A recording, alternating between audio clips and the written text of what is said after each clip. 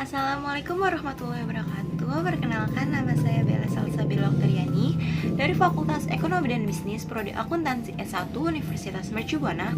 Saat ini saya berada di jenjang semester 5. Di sini saya akan menjalankan kewajiban saya untuk memenuhi tugas besar 2 dalam mata kuliah Perekonomian Indonesia.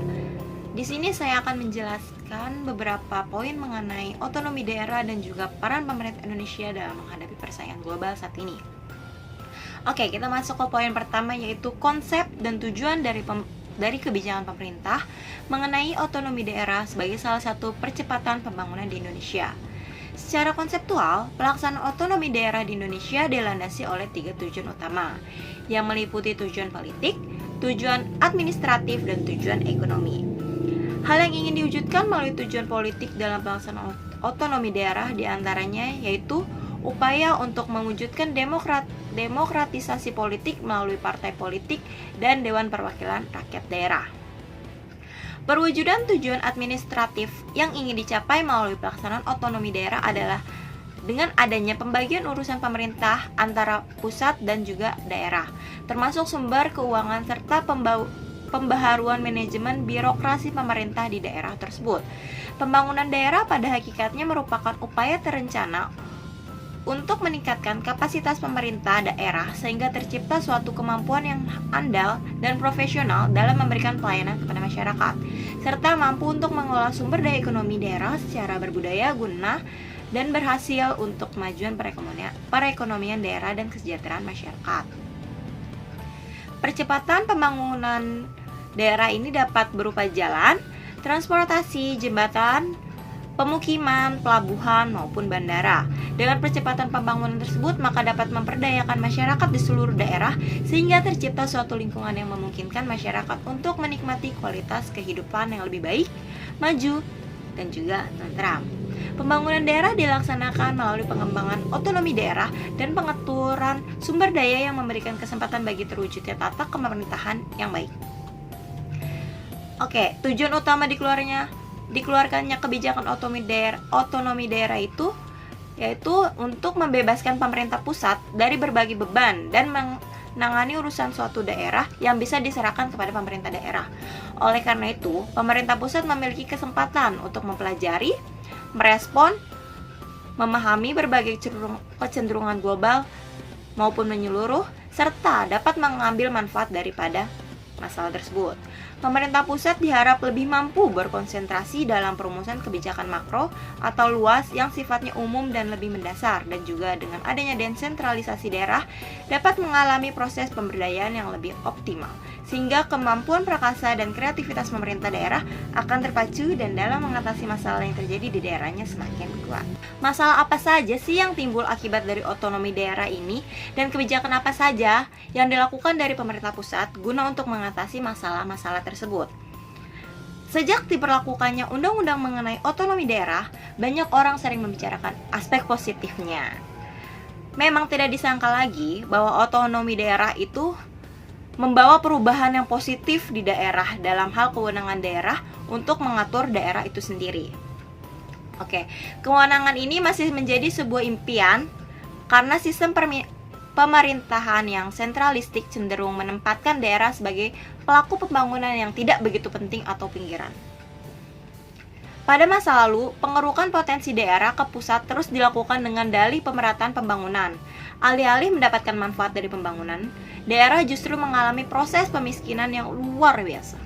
Dengan kewenangan tersebut, tampaknya banyak daerah yang optimis untuk bisa mengubah keadaan dan tidak menguntungkan. Nah, di sini terdapat beberapa permasalahan yang dikhawatirkan bila dibiarkan berkepanjangan dan akan berdampak sangat buruk pada susunan ketatanegaraan Indonesia. Adapun masalah-masalahnya yaitu sebagai berikut. Yang pertama, adanya eksploitasi pendapatan daerah. Salah satu konsekuensi dari daerah adalah banyak daerah yang akan terjebak dalam pola tradisional untuk memperoleh pendapatan daerah, di mana daerah mengidentifikasikan pemungutan pajak dan retribusi daerah. Bila dikaji secara matang, intensifikasi perolehan pendapatan yang cenderung eksploitatif semacam itu justru akan banyak mendatangkan persoalan baru dalam jangka panjang daripada memanfaatkan ekonomi jangka pendek bagi daerah. Persoalan yang pertama adalah beratnya beban yang harus ditanggung warga masyarakat. Meskipun satu item pajak atau retribusi yang dipungut dari rakyat hanya berkisaran Rp100, akan tetapi jika dihitung secara agregat, jumlah yang dikeluarkan rakyat tidaklah kecil, terutama jika pembayaran pajak atau retribusi termasuk orang yang tidak mempunyai penghasilan memadai. Kemudian, persoalan kedua terletak pada adanya kontradiksi dengan upaya pemerintah daerah dalam menggerakkan perekonomian di daerah tersebut. Oke, poin yang kedua yaitu adalah korupsi di daerah. Nah, belum lama ini diberitakan di harian Kompas bagaimana Legislatif Kota Yogyakarta membagi dana 700 juta untuk 40 anggotanya, atau sekitaran 17,5 juta per orang, dengan alasan menutup biaya operasional dan kegiatan kesekretariatan. Dari hal tersebut telah jelas bahwa pemerintah Kota Yogyakarta melakukan tindakan korupsi dengan melanggar peraturan yang berlaku, yang mana bahwa sisa anggaran seharusnya tidak dihabiskan dengan cara dibagi-bagi, tetapi harus disetorkan kembali ke kas daerah. Dipandang dari kacamata apapun, perilaku pejabat publik yang cenderung menyukai penerimaan uang yang bukan haknya adalah tindakan yang tidak etis dan tidak bermoral. Terlebih jika hal itu dilakukan sangat terbuka. Berikut ini kasus dugaan korupsi pembangunan Stadion Mandala Krida Yogyakarta terus bergulir. Komisi Pemberantasan Korupsi memeriksa sejumlah saksi-saksi proyek yang dilakukan pada tahun anggaran 2016 hingga 2017 ini di Mapolres Sleman, Yogyakarta, hari Rabu. Salah satu yang diperiksa adalah Sekretaris Daerah Istimewa Yogyakarta, Kadarmanta Baskara Aji, yang kala itu menjabat sebagai Kepala Dinas Pendidikan, Pemuda dan Olahraga DIY. Namun Aji enggan berkomentar. Dalam keterangan tertulisnya, pelaksana tugas juru bicara KPK Ali Fikri menyebut Aji diperiksa terkait dugaan pemecahan penganggaran yang semula multi-years menjadi single year serta pelaksanaan pekerjaan per tahun. Saksi lain yang diperiksa adalah Kepala Bidang Pendidikan Khusus Disdikpora DIY, Edi Wahyudi, yang menjadi pejabat pembuat komitmen atau PPK. Saya cuma dimintai keterangan saja. Terkait apa itu, Pak? Terkait saya selaku PPK. Terkait proses tender juga ya, Pak? Ya, kalau itu kan kewajibannya Pokja. Apa? Sementara itu, saksi lain Kepala Sub Bidang Sosial Budaya Bidang Anggaran Badan Pengelola Keuangan dan Aset DIY, Prambudi Setiono mengaku tak tahu menahu soal pelaksanaan proyek ini. Saya hanya ditanya tentang tugas-tugas saya dan seputar saya di Mandala. Karena di pelaksanaan saya nggak pernah ikut ikutan. Jadi dari perencanaan awal sampai dokumen pelaksanaan anggaran saya jelaskan semua. Dan itu dokumennya udah ada semua. KPK telah menaikkan status kasus dugaan korupsi pembangunan Stadion Mandala Krida ini menjadi penyidikan sejak 23 November 2020. Namun hingga kini KPK belum mengumumkan satu nama tersangka pun. Tim Liputan CNN Indonesia, Daerah Istimewa Yogyakarta. poin permasalahan yang ketiga yaitu potensi munculnya konflik antar daerah. Ada gejala cukup kuat dalam pelaksanaan otonomi daerah, yaitu konflik horizontal yang terjadi antara pemerintah provinsi dengan pemerintah kabupaten atau kota sebagai akibat dari penekanan Undang-Undang Nomor 22 Tahun 1999 yang menekankan bahwa tidak ada hubungan hierarkis antara pemerintah provinsi dengan pemerintah kabupaten atau kota, sehingga pemerintah kabupaten atau kota menganggap kedudukannya sama dan tidak taat kepada pemerintah provinsi. Selain itu, ancaman disintegrasi juga dapat memicu sebuah konflik. Di era otonomi daerah, tuntutan pemekaran wilayah semakin kencang di mana-mana.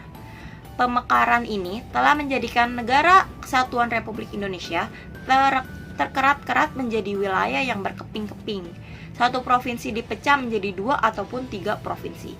Satu kabupaten dipecah menjadi 2 atau 3 kabupaten, dan seterusnya. Semakin berkeping-keping NKRI, maka semakin mudah separatisme dan perpecahan terjadi.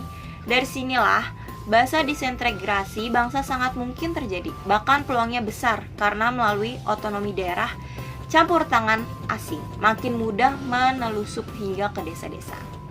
Dan poin permasalahan yang terakhir adalah monkey politics.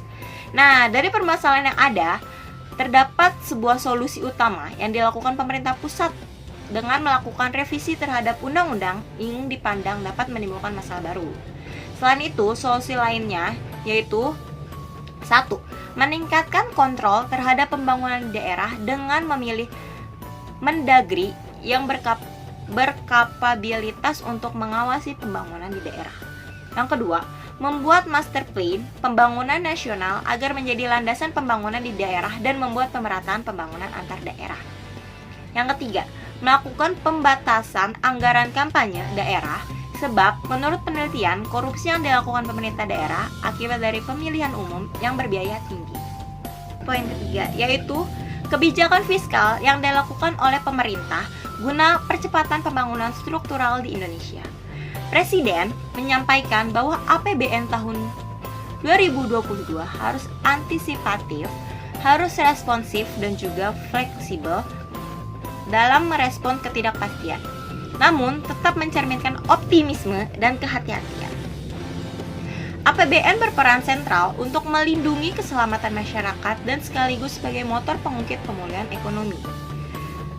Lebih lanjut, Presiden menjelaskan bahwa awal pandemi, APBN telah digunakan sebagai perangkat kontrasiklus, mengatur keseimbangan rem dan juga gas, mengendalikan penyebaran COVID-19, melindungi masyarakat yang rentan dan sekaligus mendorong kelangsungan dunia usaha. Selanjutnya, Presiden menjelaskan mengenai asumsi indikator ekonomi makro yang dipergunakan di tahun 2022 dengan berpijak pada kebijakan reformasi struktural serta memperhitungkan dinamika pandemi COVID-19 di Indonesia. Pertumbuhan ekonomi tahun 2022 diperkirakan pada kisaran 5,0% sampai 5,5%. Pemerintah akan berusaha semaksimal mungkin untuk mencapai target pertumbuhan di batas atas, yaitu 5,5%. Namun, Presiden mengingatkan untuk tetap waspada karena perkembangan COVID-19 masih sangat dinamis. Presiden Joko Widodo mengatakan pada tahun 2022, pemerintah merencanakan kebijakan fiskal yang akan tetap ekspansif guna mendukung percepatan pemulihan sosial ekonomi, namun juga konsolidatif untuk menyehatkan APBN dengan penguatan reformasi struktural. Kemudian Presiden menyampaikan 6 fokus utama dalam kebijakan APBN tahun 2022. Yang pertama yaitu melanjutkan upaya pengendalian COVID-19 dengan tetap memprioritaskan sektor kesehatan. Yang kedua, menjaga keberlanjutan program perlindungan sosial bagi masyarakat miskin dan rentan. Yang ketiga, memperkuat agenda peningkatan sumber daya manusia yang unggul, berintegrasi, dan berdaya saing. Yaitu yang keempat, melanjutkan pembangunan infrastruktur dan meningkatkan kemampuan adaptif teknologi.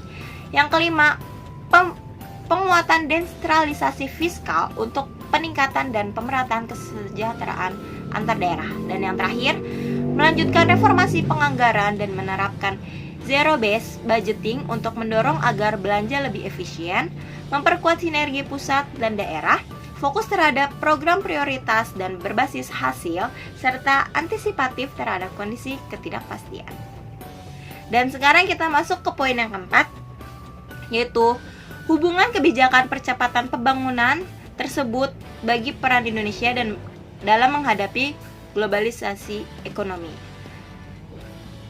Dengan berpijak pada strategi tersebut, pemerintah mengusung tema kebijakan fiskal pada tahun 2022, yaitu pemulihan ekonomi dan reformasi struktural. Pemulihan sosial ekonomi akan terus dimantapkan sebagai penguatan fondasi untuk mendukung pelaksanaan reformasi struktural secara optimal. Reformasi struktural merupakan hal yang sangat fundamental untuk pemulihan dan akselerasi pertumbuhan ekonomi pasca pandemi. Karena Indonesia bukan hanya harus bertumbuh, tapi tumbuh dengan cepat dan berkelanjutan. Untuk itu, produktivitas harus ditingkatkan lagi. Produktivitas akan bisa meningkat bila kualitas sumber daya manusia membaik serta diperkuat oleh konektivitas yang semakin merata. Pembangunan infrastruktur yang dipercepat termasuk infrastruktur digital, energi, pangan untuk mendorong industrialisasi serta dukungan ekosistem, hukum dan birokrasi yang kondusif bagi dunia usaha.